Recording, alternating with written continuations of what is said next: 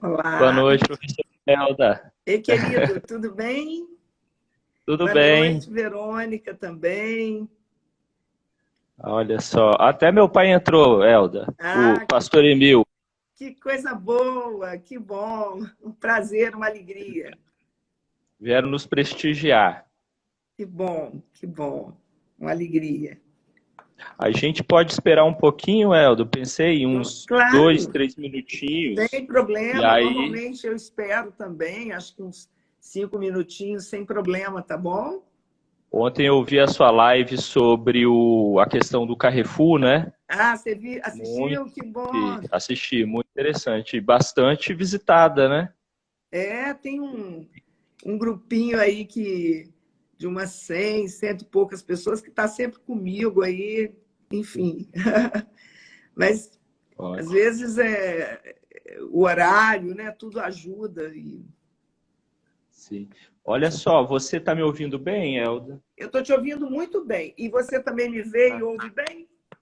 Consigo ver e ouvir muito bem. Eu Tá só estou ótimo, ajeitando aqui tá porque ótimo. é minha primeira live, então estou me adaptando ainda à tecnologia. Nossa, que honra, que bom. A gente está adentrando nesse meio digital, né? Bem recentemente. Então a gente É, está aí no período de adaptação, Maria de primeira viagem. mas um novo modo, né, de viver. Eu estou me Pois é. adaptando também, né? A minha geração, então, mais dificuldade ainda do que a sua, né? Sim. Então, eu que sou de uma geração década de 80, ainda não sou um nativo digital, como chamam, né?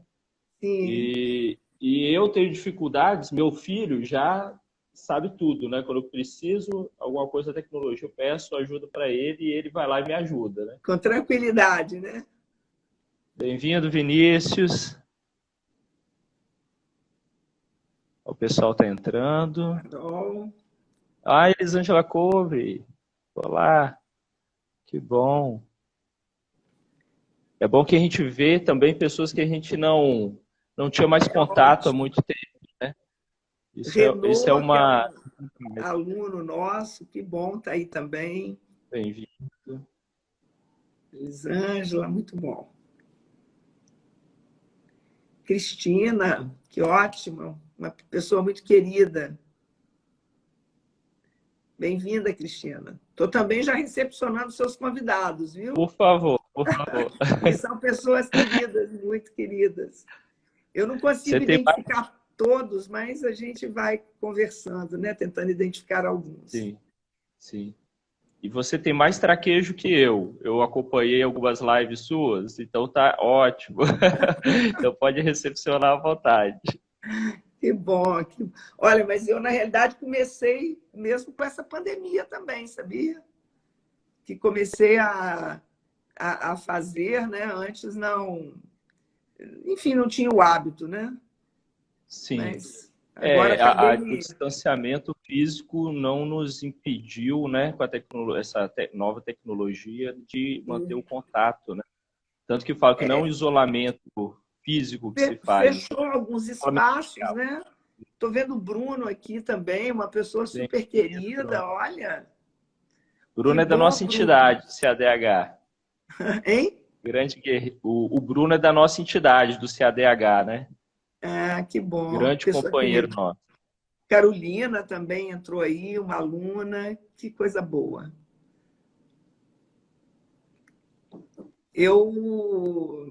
Eu tenho assim uma admiração por tudo que eu ouvi, não tenho. A Bruno está falando aí, alegria nossa, Bruno, que bom, muito feliz de estar aqui com vocês, tá bom?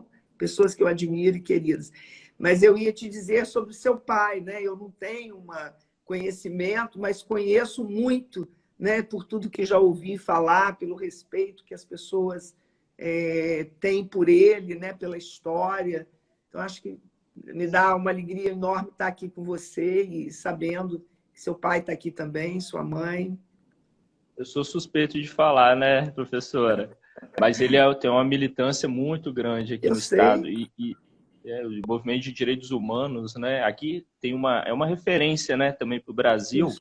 Na live anterior, a gente conversou com a professora Eusinéia sobre o movimentos sociais e a política de direitos humanos e como as movimentações, né, desse coletivo na década de 90, nos anos 2000, no Fórum Reage Espírito Santo, né, na questão das masmorras, onde o Bruno Toledo esteve muito presente, né, à frente, sem inclusive, dúvida. né, isso se tornou uma referência. É uma referência, né? É uma referência. Que bom. Eu vi Professora, entrando aqui também a Sara, muita gente. Que bom, querida. Sejam todos bem-vindos e vamos aprender muito hoje, trocar muito com a professora Elda. A Elda vai hoje nos brindar com uma conversa, né, um bate-papo sobre os direitos humanos e o direito fundamental à saúde.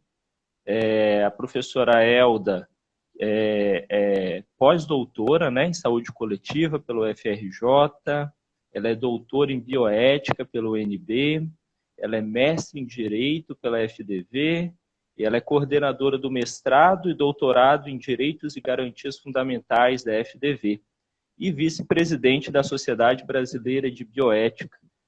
E o primeiro contato que eu tive contigo, professora, foi em 2014 ou 2015. Eu era um trabalhador, eu era psicólogo, né? Eu sou psicólogo de formação, atuo atualmente aqui no Centro de Apoio aos Direitos Humanos, e na época eu atuava num CAPS, no município de Serra, e teve um encontro da rede dos trabalhadores de lá. E aí você fez uma fala muito... Foi o primeiro contato, né, contigo que eu tive. Foi uma fala muito vigorosa e muito contundente criticamente.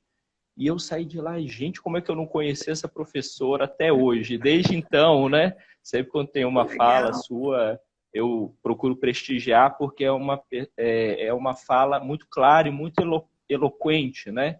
E que não está ali em cima do muro, né? Toma um lugar, toma partido, né? Dos direitos humanos. Então, eu queria primeiro apresentar um pouquinho, né, a proposta dessa live na política de comunicação que a gente tem implementado aí no CADH. Queria agradecer o André Arpini, que tem tocado, né, esse projeto com a gente. Dizer que o CADH é uma entidade de direitos humanos que existe há 25 anos no estado do Espírito Santo, desde 95, e que atua na defesa, na promoção e na proteção dos direitos humanos, também pesquisa e educação para os direitos humanos. E a gente tem dois programas que a gente executa, que é o PROVITA, o Programa de Proteção a Testemunhas e Pessoas Ameaçadas e Vítimas Ameaçadas de Morte, e há 15 anos a gente executa o PPCAM, que é o Programa de Proteção a Crianças e Adolescentes Ameaçados de Morte. Participamos de alguns conselhos estaduais de direito também, né? Temos assento. E desde o início da pandemia, com a questão do isolamento, né, a questão do distanciamento físico, a gente começou a discutir um pouquinho a questão dos direitos humanos e as mídias sociais. E a gente convidou o professor Fábio Malini, ele fez a nossa primeira live, e ele nos encorajou a dar continuidade a esse processo. E hoje estamos juntos aqui na quarta live com essa temática, né, tão importante nesse período de pandemia. O nosso coordenador geral é o Lula Rocha, né, um grande guerreiro aí do movimento, né, dos direitos humanos no Estado, que recentemente fez uso, né, do SUS, esteve internado com uma questão séria, né, de saúde, e graças a Deus está aí de volta para atuar, né, no movimento dos direitos humanos. A gente precisa muito dele, então queria agradecer ao SUS, né, por ter cuidado dele tão bem. E ele agradece, né, nas falas dele também. Então, professora, fica à vontade, né? A gente combinou da senhora fazer uma fala inicial. Quem quiser fazer perguntas, né, pode ir colocando no chat, que eu vou anotando e depois direciono, tá? Muito obrigado de novo por ter aceitado o convite. Fernando, um prazer, uma satisfação enorme estar com vocês.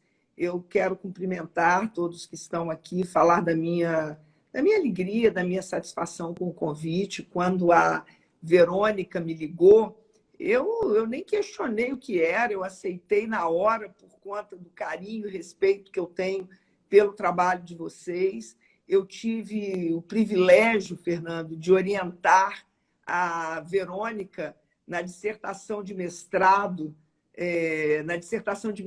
dela, e que tratou, né, dessa questão do trabalho que vocês desenvolvem. E eu tive o privilégio de aprender, na realidade, de aprender acerca desse trabalho importantíssimo que vocês estão desenvolvendo há tantos anos. E, nesse sentido, eu queria colocar que vocês podem contar comigo em toda e qualquer situação, né? Eu coordeno um mestrado, doutorado em Direitos e Garantias Fundamentais, que são direitos humanos, né? Nós temos a mania de separar direitos humanos e direitos fundamentais, mas, na realidade, nós deveríamos falar em direitos humanos fundamentais. É isso que nós poderíamos estar trabalhando com esse conceito. E eu, então, Fernando, falo da alegria.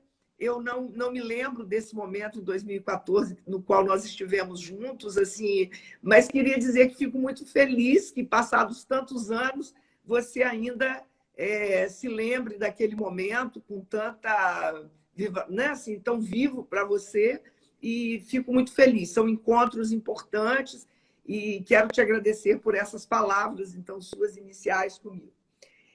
Veja bem, a minha fala será muito simples.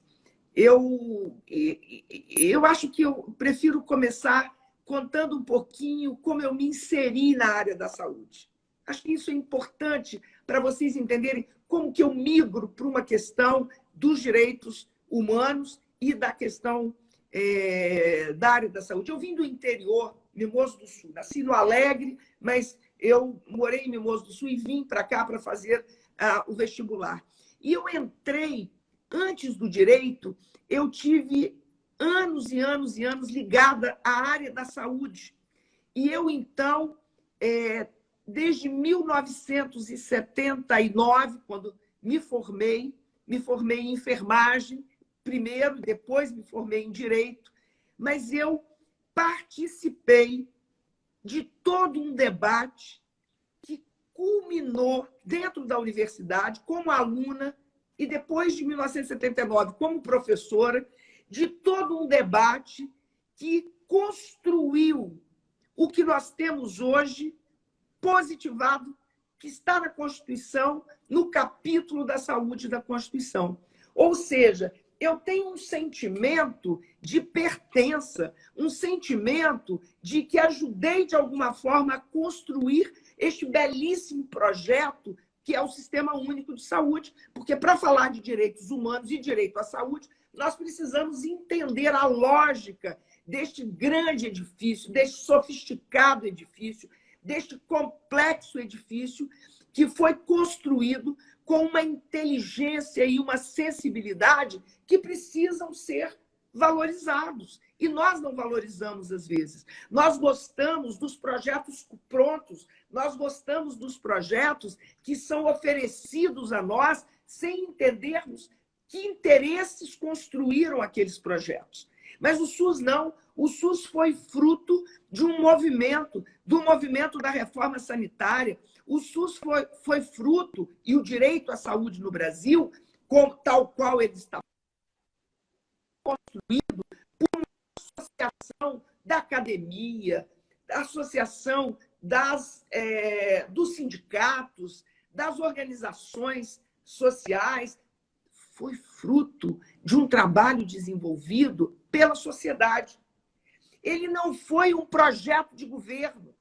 É importante entendermos que o SUS não é um projeto de governo. O SUS é um projeto da sociedade civil organizada, que, junto com a universidade, então, constrói este ideal de direito à saúde como um direito universal. Isso é fantástico, porque é um direito de cidadania. Então, o que nós discutimos quando discutimos direitos humanos e direito à saúde é discutir que direito à saúde é um direito de cidadania. Ele compõe este núcleo duro que se estabelece como o ser cidadão. A cidadania pressupõe que você tenha condições adequadas de saúde para que você possa viver com dignidade, para que você possa exercer o seu papel como cidadão. Na realidade, o Brasil constrói esta ideia, esse ideário, claro que a partir de modelos que também já existiam, não é verdade? Nós trazemos, então, do modelo inglês, o modelo que nós adaptamos ao Brasil. Nós não fizemos uma importação da Inglaterra, do Canadá, não fizemos isso. Nós pegamos esta ideia da saúde como um direito de cidadania e como a ideia de um direito universal, e no Brasil nós demos o colorido, nós demos, então, esta textura, esta imagem, esse DNA, que é o DNA do direito à saúde no Brasil. Ele foi, então, fruto de um movimento de sanitaristas, de professores, de sindicalistas, da sociedade que se organizou. Ele não é uma coisa que nos foi dada pelo governo, pelo Estado. Direitos humanos são frutos de lutas muitas vezes sangrentas. O Estado, as forças, o poder econômico não tinha nenhum interesse em que nós tivéssemos o Sistema Único de Saúde. Eles queriam, o privado queria continuar controlando, mas nós lutamos, e foi uma luta de muitas vozes, de muitas dores, de muito sofrimento, de muito enfrentamento.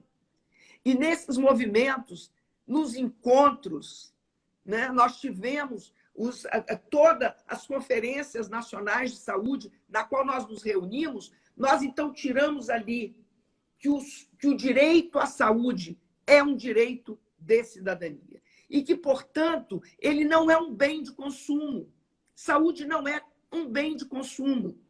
Saúde não pode ser o resultado do que sobra dos interesses. Saúde não pode ser apenas um interesse do empresariado para que os seus trabalhadores tenham condições físicas de saúde de trabalhar, como era antes de 88. Antes de 88, o direito à saúde não era universal. Antes de 88, nós tínhamos um direito à saúde que era um direito para os trabalhadores, para aqueles que trabalhavam e tinham a carteirinha do INAMPS, a carteirinha do INSS, do INAMPS.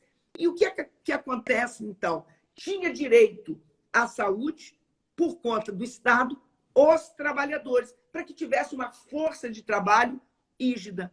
Isso se modifica, porque a saúde é um direito de todos e um dever do Estado, independente do sujeito contribuir ou não para isso.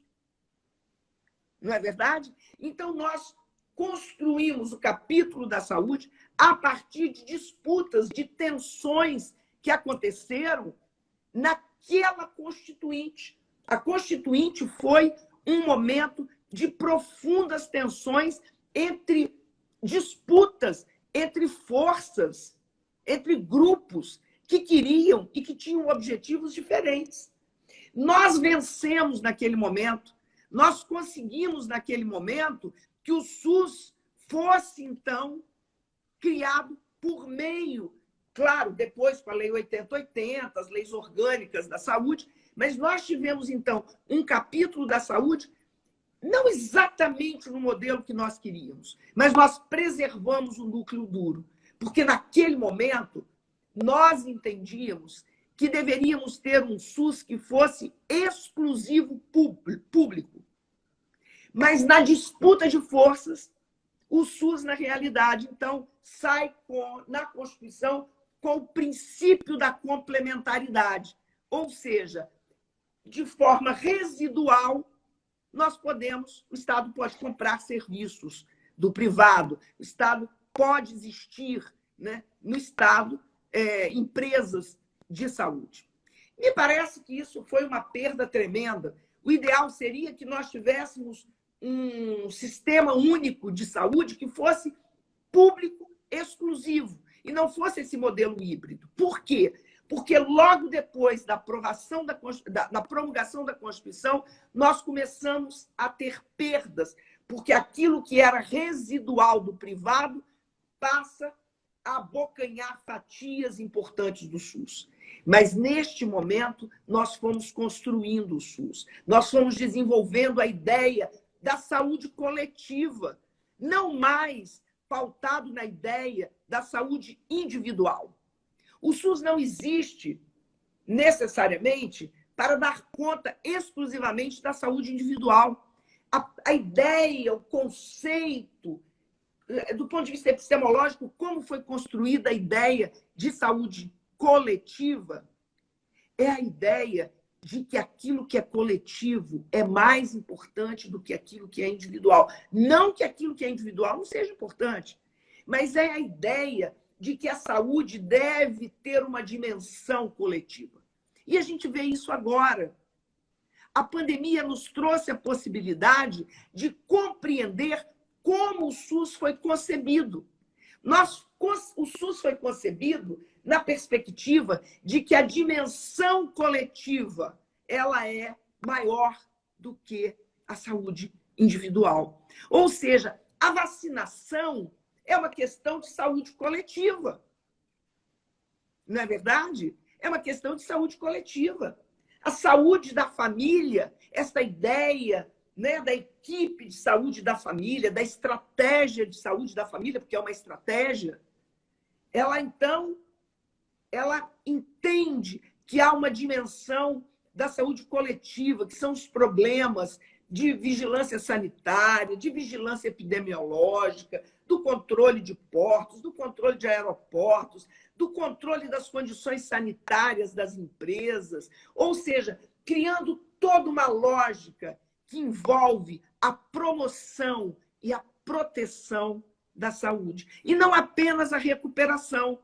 Na realidade, nós temos a dimensão da prevenção, da promoção, da proteção e da recuperação da saúde.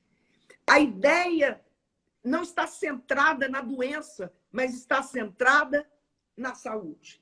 Então, veja bem, quando nós falamos nessa tríade de princípios constitucionais, que são o princípio da universalidade, o princípio da integralidade e o princípio da equidade, não estamos falando de igualdade, estamos falando de equidade, que é um conceito muito mais amplo do que o conceito de igualdade, porque nós estamos falando que o direito é para todos. E é um direito integral. Não é um direito, o direito à saúde não é um direito dos meus desejos, mas é um direito das minhas necessidades de saúde. Porque nós temos desejos. Nós somos uma sociedade pautada no consumo. Então, nós queremos também consumir saúde. Essas farmácias que têm espalhadas em cada grande esquina da cidade são demonstrativos típico de que elas não estão aí para consolidar a saúde, mas para consolidar a doença. Muitas doenças já poderíamos ter a cura para essas doenças. Já temos, claro, condições de conhecimento para que muitas doenças tivessem sido erradicadas.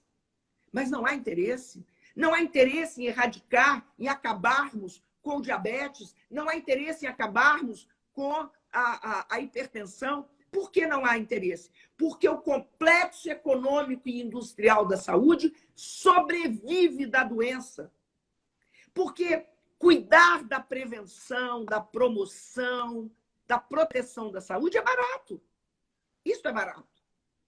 E a maior parte dos problemas de saúde das pessoas se resolve na atenção primária.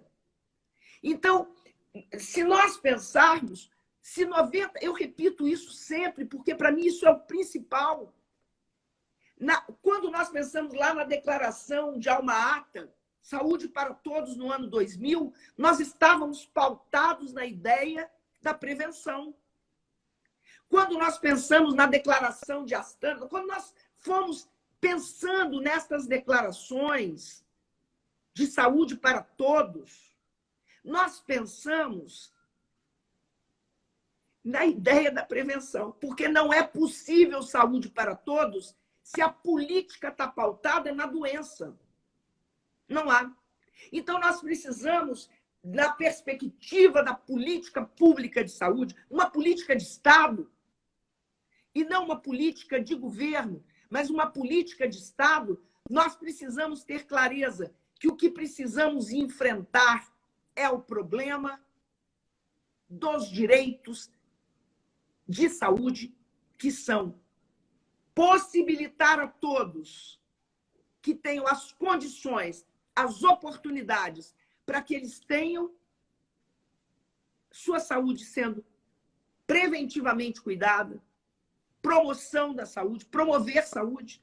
Então, o SUS que nós sonhamos, do direito à saúde universal e integral e saúde igualitária, é um sonho que não é caro, estratosférico, mas é o complexo econômico e industrial da saúde que alimenta os nossos desejos por saúde, que medicaliza a vida, que cria a ideia de que nós precisamos, e vamos tentar entender agora, com essa pandemia que nós vivemos, primeiro que nós não tivemos uma diretriz, o governo não se estabeleceu a partir do SUS, o governo não se posicionou a partir do SUS, porque como gestor único de saúde, o Ministério da Saúde deveria ter feito a condução do processo nesta pandemia. E por questões políticas isso não aconteceu. Não é por questão de falta de visão. Não aconteceu porque não tinha interesse em que acontecesse. Não havia interesse para que isso acontecesse. Então, veja bem, nós tivemos um conflito de interesses. Muitos governos estaduais pautaram as suas ações apenas na abertura de leitos de UTI, que era importante. Mas não pautaram em fazer um cercamento nas comunidades, em promover as condições para que as comunidades não se infectassem. E seria, então, investir na estratégia de saúde da família, capacitar os enfermeiros, capacitar os médicos, capacitar os assistentes sociais, capacitar os agentes de saúde, para que nós pudéssemos ter condições de evitar a propagação, claro, com todas as condições sanitárias necessárias para que isso acontecesse. Mas não, nós continuamos investindo prioritariamente nos hospitais, na UTI, ou seja, fazendo com que, levando a que as pessoas chegassem em condições agravadas de saúde até essas UTIs. Certamente que a falta de um comando único, da ideia que nós temos de sistema único de saúde, com uma fonte única de comando, nós teríamos evitado milhares e milhares de mortes. Eu diria que o Brasil perdeu milhares de pessoas por irresponsabilidade, por um crime deliberado, numa necropolítica que matou prioritariamente pobres, pessoas que tiveram agravamento de sua condição de saúde se não morreram. Como se as vidas não tivessem valor, como se as vidas não tivessem nenhuma dignidade, como se as pessoas não tivessem dignidade. Então, pensar o direito à saúde é pensar também o direito não apenas universal, mas o direito integral à saúde. O que é direito integral? É tudo aquilo que eu desejo? Não. O direito integral à saúde é oferecer o que há de melhor da ciência para todos, e não para alguns. E não para alguns. Nesse sentido, me parece que se nós tivéssemos um sistema único de saúde que fosse exclusivamente público, nós não teríamos essas situações de que alguns podem se tratar no Sírio-Libanês e outros têm que se tratar em um hospital que não tem nenhum alvará de vigilância sanitária, porque os hospitais públicos não precisam de alvará de vigilância sanitária. Olha que situação. Ou seja, nós não podemos trabalhar na perspectiva de um SUS para pobres. O que o Estado faz é fornecer um SUS para pobres. E hoje há um projeto, inclusive com economistas que estiveram em alguns governos passados, em governo Fernando Henrique e outros governos, economistas têm estudado uma Ideia Armênio perversa. Fraga, né? Hein? Armênio Fraga, né? Sim, exatamente. Inclusive, alguns estudando a ideia proposta de que não seja este direito universal, mas um direito, prestem atenção, um direito diferente, que seria pautado na ideia de que, vamos supor, se eu tenho 200 milhões e tenho 200 milhões de habitantes, vamos dividir 200 milhões por 200 milhões de habitantes, cada um tem R$1 para cuidar da sua saúde. Ora, isto é igualdade, mas isso não é equidade. Porque as pessoas... Projeto de... Pois não. Desculpa, professora, não. mas você vai falando e vai remetendo várias questões, né? E essa questão estava muito colocada a partir ali do governo Temer, né? Com o ministro Ricardo Barros, dos planos populares. Eu me lembro que eu caminhando ali pela UFS, eu recebi mosquitinho em frente à UFS sobre planos populares de saúde, o projeto, né, do Ministério da Saúde na época. E a questão do voucher, né, como acontece no Chile, e tem essa proposta também para educação, né? Mas a pandemia, a minha dúvida é, a pandemia reposiciona o SUS nesse cenário de retirada de direitos perante a sociedade? Pois é. Olha, eu diria a você que nós alimentamos grandes expectativas de que reposicionaria o SUS. Alimentamos. Mas, infelizmente, nós temos hoje uma condição de captura. Porque é interessante como nós vemos pessoas que dependem exclusivamente do SUS fazendo não a defesa do SUS, defendendo políticas e políticos que são absolutamente contrários à defesa do SUS. Como pode uma sociedade que depende exclusivamente do SUS defender políticos que destruíram os direitos trabalhistas no Brasil? Nessa eleição, a senhora percebeu alguma mudança na pauta assim, dos candidatos? Veja bem, todo mundo, direita e esquerda, diz que defende o SUS. Nós não vamos encontrar nenhum político que diga que não defende o SUS. Todos os políticos dizem, eu defendo o SUS. Entretanto, inclusive, qual é a grande questão? O Mandetta dava entrevista com colete do SUS, né? Exatamente. Eu achei tão interessante isso. Mas é uma incoerência. Sabe que ele foi ovacionado simplesmente porque ele tinha uma lucidez naquele momento. Mas ele foi uma das pessoas que votou contra o SUS em vários momentos. Então, como que fica essa situação para nós? Como que isso fica? Todo mundo é defensor do SUS. Agora, a sociedade não consegue enxergar, as pessoas não conseguem enxergar, porque nós não temos mais um discurso que atinja as pessoas. Nós nos afastamos das pessoas. E toda uma nova tecnologia que captura as pessoas por meio de fake news, os algoritmos, tudo isso, nós vamos perdendo esse diálogo com a sociedade. Nós nos afastamos. Então, pessoas que são diretamente atingidas, por exemplo, pela PEC do teto dos gastos, continuam votando. Você falou dos planos populares. Ora, não existe plano de saúde barato. Se alguém oferecer um plano de saúde barato, é mentira. Ele vai fazer a consulta, que é barata, e vai deixar todos os procedimentos caros para o SUS. Porque não existe. Saúde é muito caro. Saúde não é barato. Não é.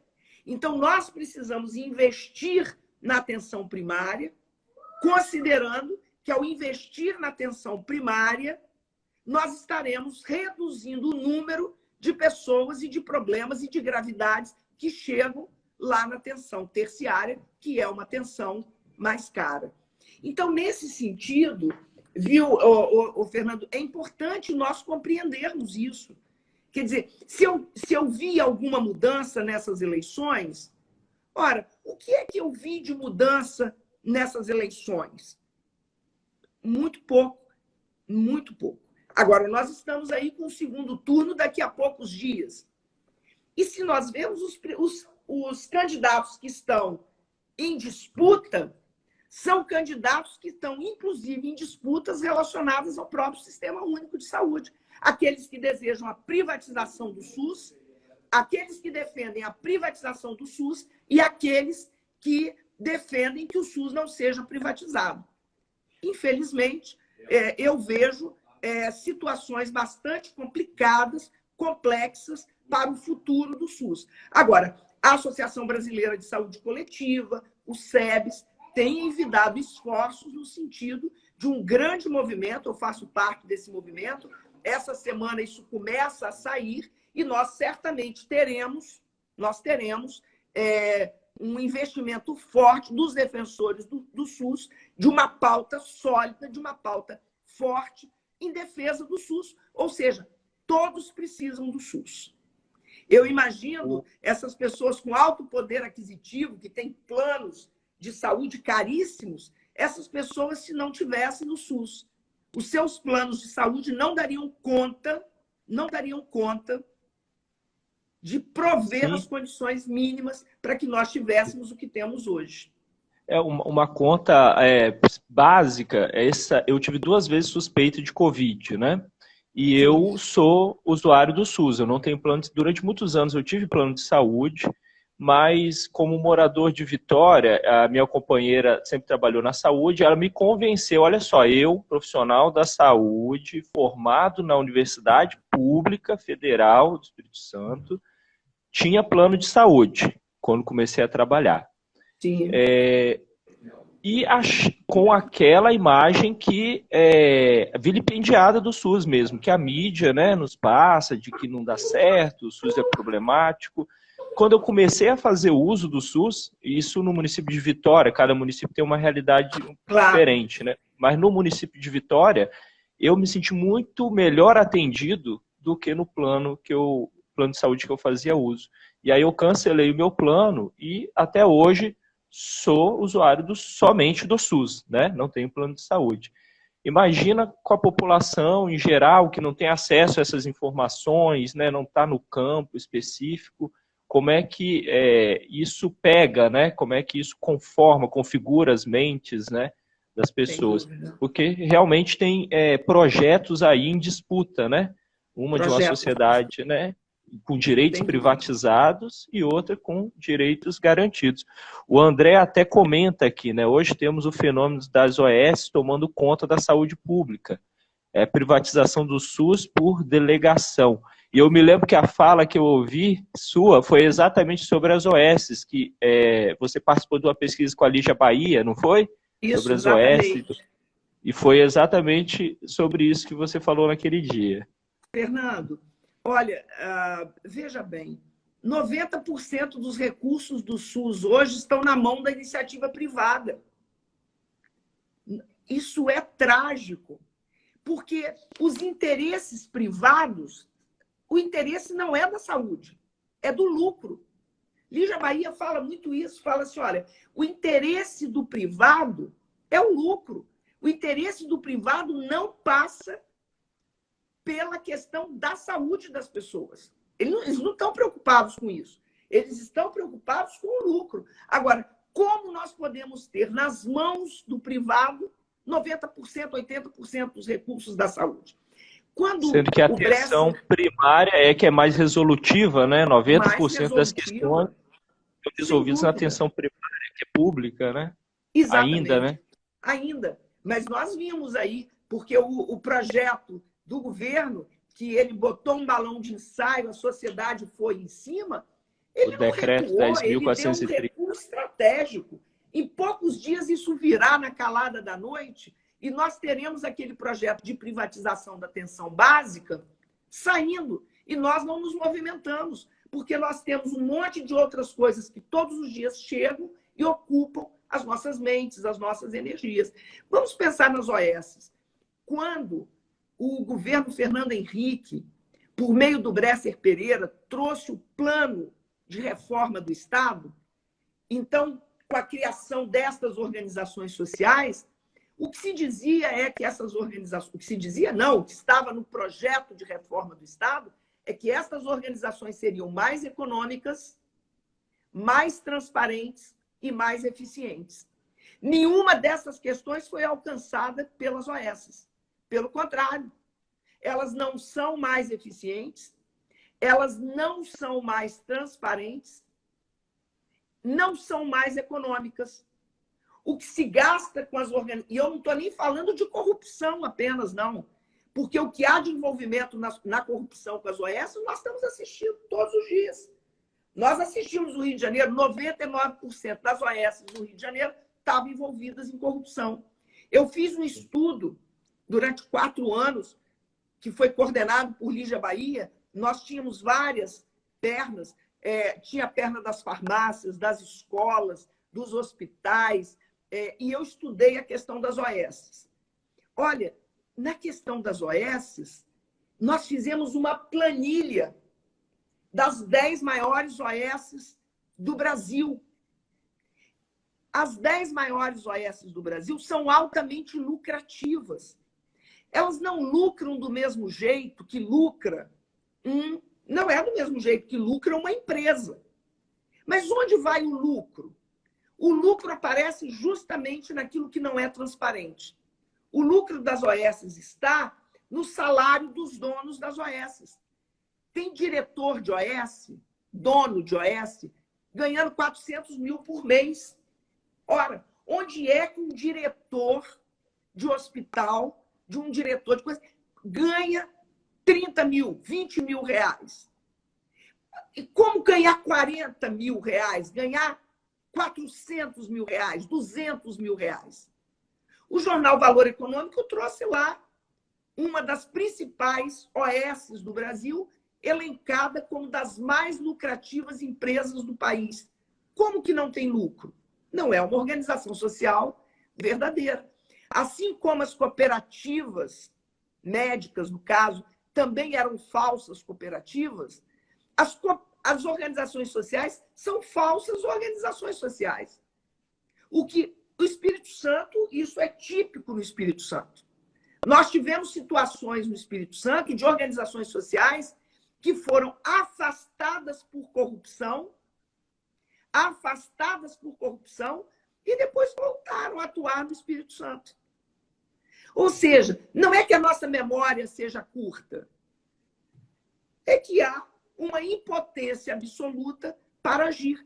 Nós estudamos e planilhamos os contratos de gestão. O que é um contrato de gestão? É um contrato que se estabelece entre o Estado e uma organização social, por exemplo.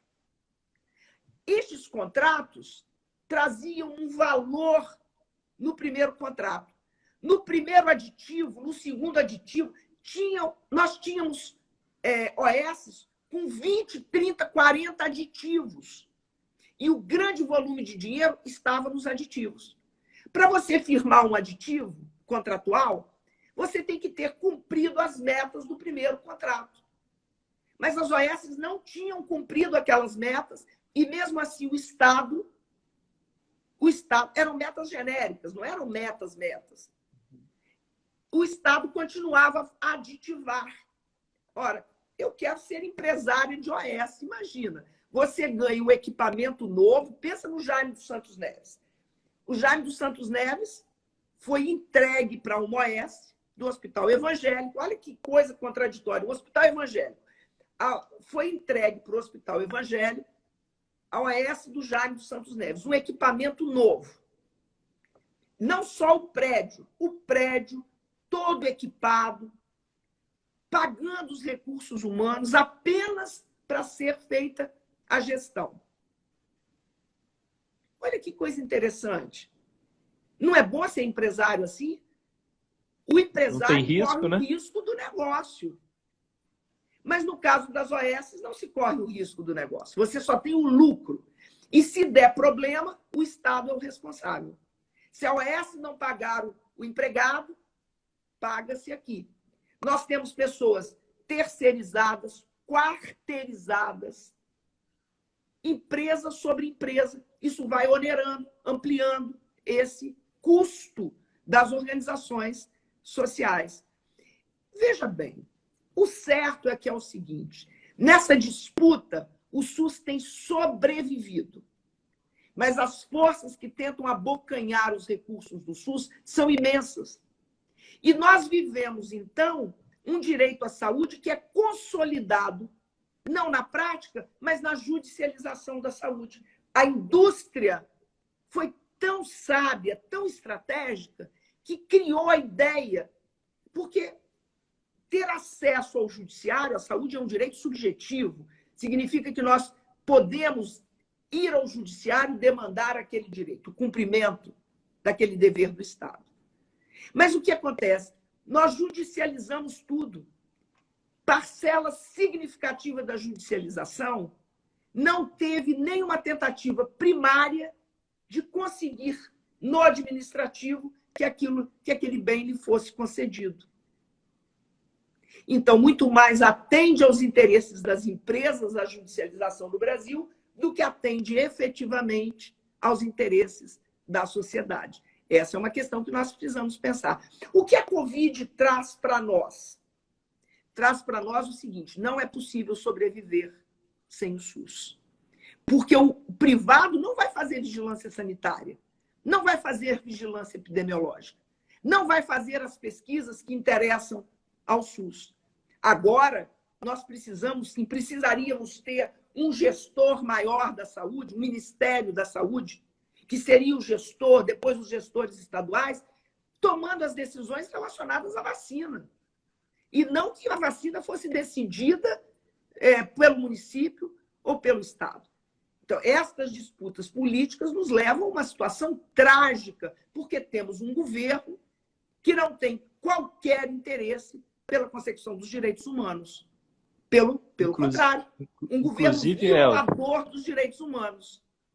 Inclusive, Helder, você fez um texto, né, acho que para a Gazeta, você tem uma coluna, né, toda segunda-feira, se eu não me engano, sim, onde você se pergunta, né, haverá uma nova revolta da vacina, né? Então, sim, apesar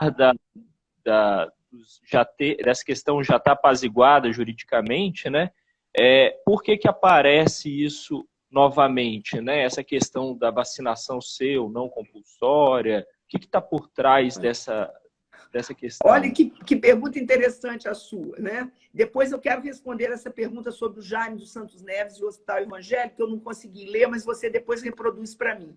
Mas olha, nós temos normativas nos principais países do mundo e no Brasil de que vacinação é obrigatória. Ninguém está dizendo que vai ter um policial atrás de cada pessoa em cada casa. Nosso projeto civilizatório já foi para além disso.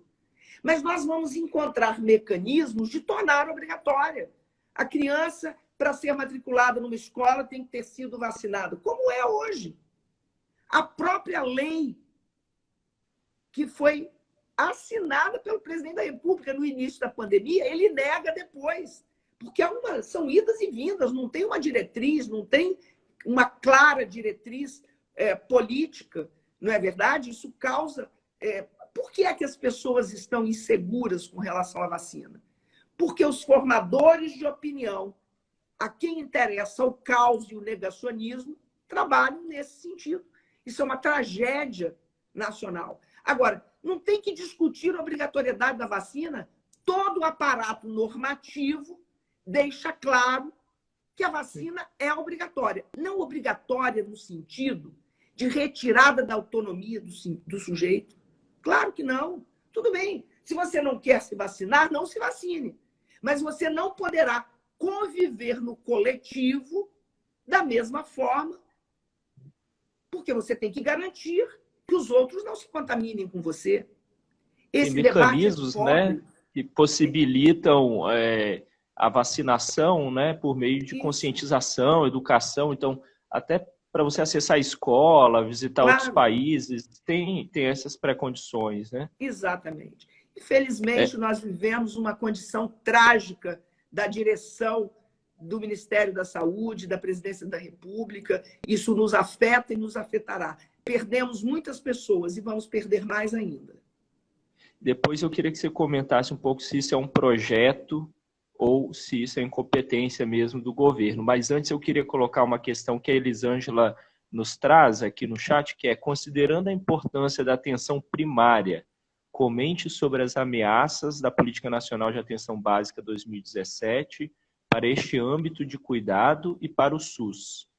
E tem outra pergunta aqui do Emil Schubert, que ele gostaria de conhecer melhor a relação entre o Hospital Jaime e o Hospital Evangélico. Como funciona isso? Veja bem, a OS que comanda o Hospital Jaime dos Santos Neves é uma OS do Hospital Evangélico.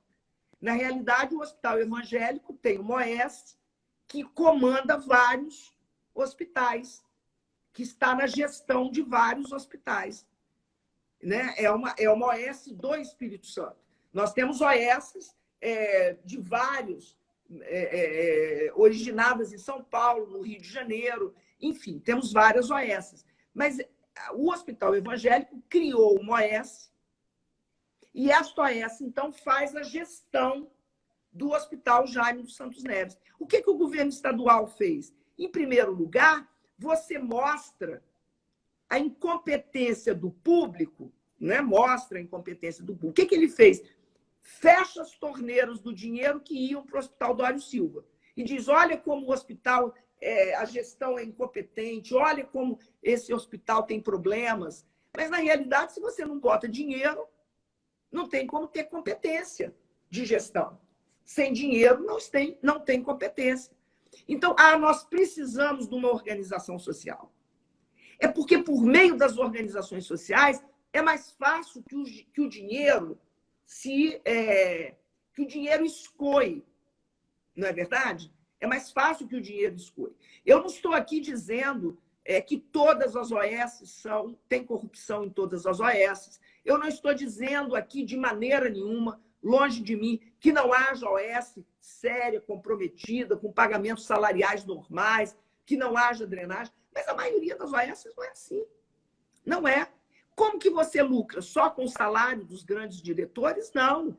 Você lucra também a partir de grupos. Por exemplo, se eu compro o oxigênio de uma empresa X e esta empresa, ou que vende determinados equipamentos, está no nome de um parente meu, eu não estou diretamente lucrando, mas aquele parente meu é quem vende os equipamentos para aqui. Tem N mecanismos de lucratividade das OS. E a gente precisa entender isso. E, infelizmente, nós não temos uma coisa que é uma regulação que controlaria todas essas questões. Então, assim, há múltiplos problemas envolvendo essa situação. O direito à saúde é uma questão tão ampla, né? Eu falei genericamente, né, Fernando? Nem deixei você falar direito, mas eu acho que eu me empolgo também, assim, com essa temática, viu?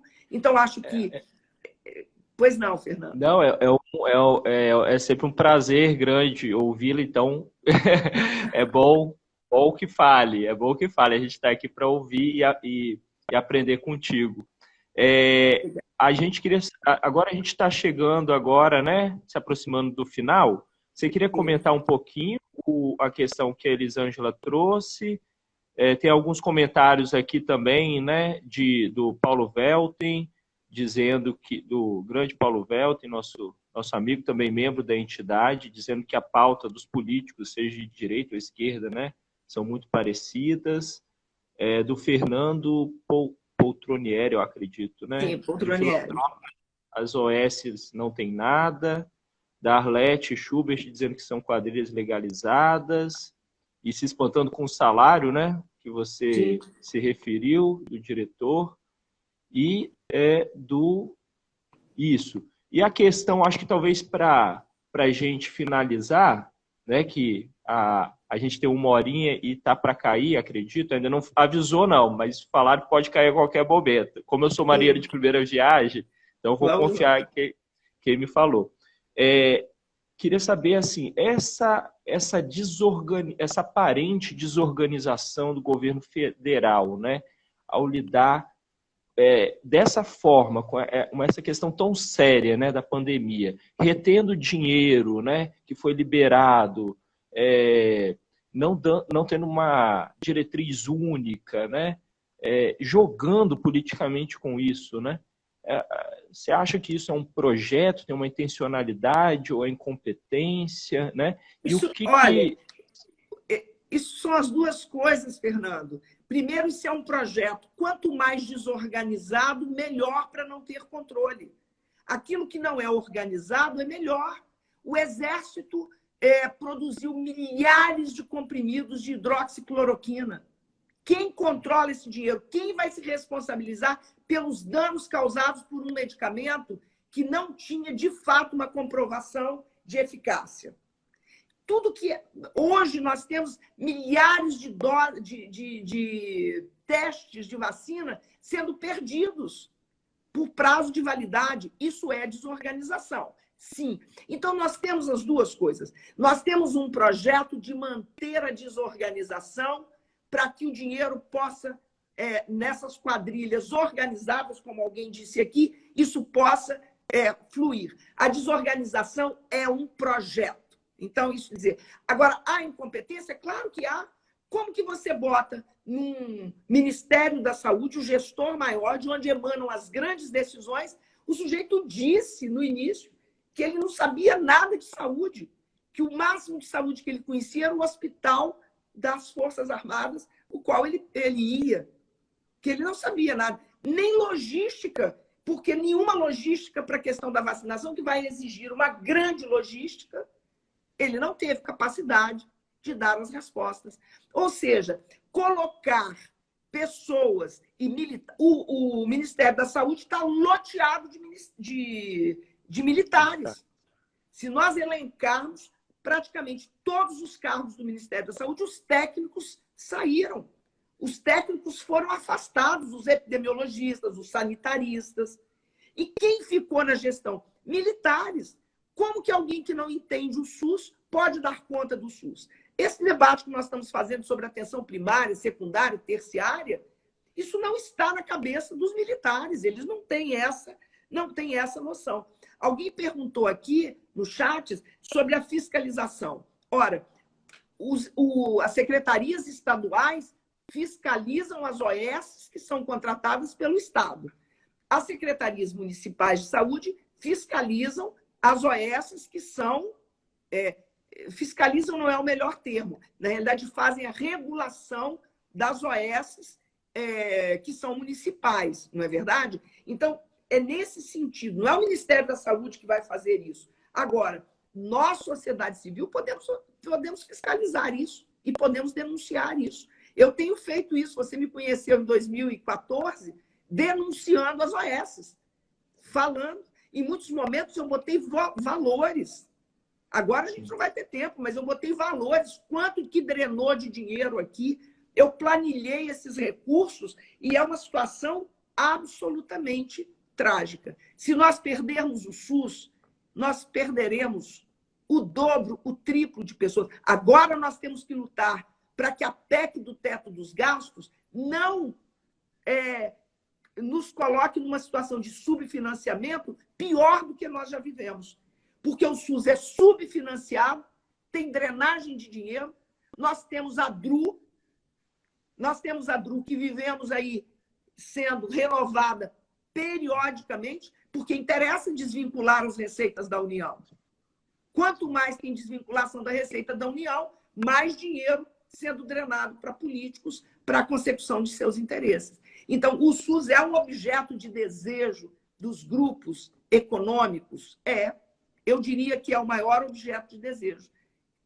A grande disputa sempre foi pelo Ministério da Saúde. E nesse momento trágico que nós estamos vivendo, essa condição nos coloca com ainda maior agravamento. Temos um SUS fantástico, maravilhoso, sendo objeto de desejo dos grupos econômicos. E, por isso, nessa disputa, temos perdido. O conservadorismo que graça hoje no Brasil não é apenas no campo da moral, mas é no campo da economia e da política. Professora Helder, eu queria agradecer imensamente, tá, as contribuições, conhecimento compartilhado com a gente do CADH. Eu fico imaginando, né, como seria o país sem o SUS durante essa pandemia, né? Eu ouvi uma fala do Gastão Wagner dizendo que teríamos de 10 a 15 vezes mais mortes do que temos atualmente, né? E foi assim muito bonito quando você começou falando, né, da origem do SUS, que veio dos movimentos, né, da Constituinte, com a participação de todos. E ele resiste, eu acho que bravamente, né, apesar de tudo, por causa disso. Ele ainda é o nosso maior patrimônio social, né, político, e ele surge, infelizmente, ali no seio do neoliberalismo, né? O nosso azar foi que ele surge nesse momento, né? Já em tensão com o mercado. Mas estamos aí, né, presentes com os trabalhadores defendendo, né? Com as universidades defendendo, com professoras como você, né? Formando, né? Vários profissionais e defendendo o SUS. E assim pretendemos continuar, né, e fortalecer essa defesa, principalmente agora. Eu acho que é um momento oportuno para divulgar isso, né, para a sociedade, né, porque está muito presente, muito urgente essa questão da saúde, né? Eu ia falar no momento que eu fui na unidade de saúde quando eu estava com suspeita. Eu fui numa UPA, né? E fui muito bem atendido. Certo. Estou te ouvindo. O clínico me atendeu, eu peguei produtos de higiene, sabão de coco que foi fornecido, água sanitária para limpar os alimentos, máscara NR95, tudo isso na unidade de saúde. Depois a gente foi fazer uns cálculos por alto, assim, né? Quanto é que seria um pediatra em particular? Quanto seria um clínico geral? Quanto seria o remédio que eu peguei lá? Quanto seria... No final, daria mais de R$1.000 para um atendimento, né? Então, realmente Olha, nesse momento, Fernando, nós precisamos pensar no voto que vamos colocar para a cidade de Vitória e das nossas cidades da Grande Vitória, onde teremos o segundo turno. Porque temos que pensar quais são os projetos destes candidatos e dessas questões que estão em disputa nesse momento. Quem são os candidatos que trabalham do ponto de vista da defesa efetiva do SUS, não do discurso, mas efetiva do SUS, e que não estão comprometidos com a privatização da saúde. Olha, nós precisamos do SUS. Nós precisamos do SUS. O SUS é um orgulho nacional, sem dúvida alguma. Alguém disse aqui, isso mesmo, Elisângela, o SUS é um orgulho nacional. É um patrimônio, deveria ser um patrimônio imaterial da humanidade e não apenas do Brasil, porque ele é um exemplo para o mundo inteiro. Um exemplo para o mundo inteiro. Eu acho que nós não podemos deixar essa luta. Essa luta tem que ser de todos nós. O fato de termos fantásticos planos de saúde não deve nos tornar não defensores do SUS. Nós temos que ir para a defesa. 100% da população brasileira depende do SUS. Depende do SUS. Obrigado, professora. Eu fico até emocionado. Fico até emocionado com a sua fala. Tá? Eu acho que um pouco vão derrubar a gente. Então, eu queria agradecer a presença de todo mundo, né, que nos prestigiou. O vídeo vai continuar presente, vai continuar, né? Eu não sei nem usar o termo. Vai ficar lá no banco de dados do Facebook da entidade, do perfil da entidade na internet, tá bom? Para depois outras pessoas terem acesso. Obrigado, prazer, um grande abraço. Beijão para todos vocês, viu? Tchau, todo tchau. Mundo. Beijo, tchau. Obrigada a todos.